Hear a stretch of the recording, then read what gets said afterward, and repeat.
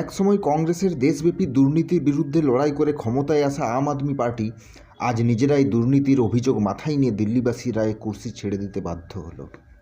২৭ বছর পর ভারতীয় জনতা পার্টি রাজধানীর ক্ষমতাভার হাতে পেল আসনের বিপুল পরিমাণ ব্যবধানে এগিয়ে থেকে। বিধানসভার ৭০টা সিটের ৪৮টাতে জয়ী হয়ে দিল্লি পরিচালনার সুযোগ পেল, যেখানে কংগ্রেস সম্পূর্ণ নিশ্চিহ্ন হয়ে গেল। শুধু তাই নয়, প্রাক্তন মুখ্যমন্ত্রী কেজরিওয়াল, উপমুখ্যমন্ত্রী মনীষ সিসোদিয়া সহ কিছু গুরুত্বপূর্ণ প্রার্থী পরাজিত হয়েছে এই ভোটে। তবে উল্লেখযোগ্যভাবে মুখ্যমন্ত্রী অতিশী মার্লেনা বিজয়ী হয়েছেন। আবগারি দুর্নীতিতে জেল খেটেছিলেন প্রাক্তন মুখ্যমন্ত্রী ও উপমুখ্যমন্ত্রী। বর্তমান রায় দেখে বোঝা যাচ্ছে দিল্লির মানুষ আপের দুর্নীতির বিরুদ্ধে ভোট দিয়েছে।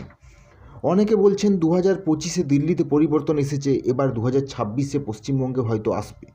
কিন্তু পশ্চিমবঙ্গের রাজনীতিটা যে সম্পূর্ণ অন্যরকম। কেরলের মতো দিল্লির মতো এত তাড়াতাড়ি সরকার উল্টানোর ভোট পড়ে না এখানে।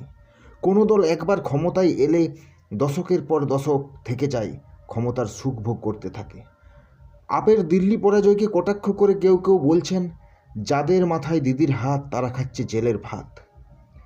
তবে জেলের ভাত কেউ খাক আর নাই খাক, কোন রাজ্যে কে ক্ষমতায় থাকবে আর কে ক্ষমতাচ্যুত হবে তার একমাত্র নির্বাচক সেই রাজ্যের জনতা জনার্দনই।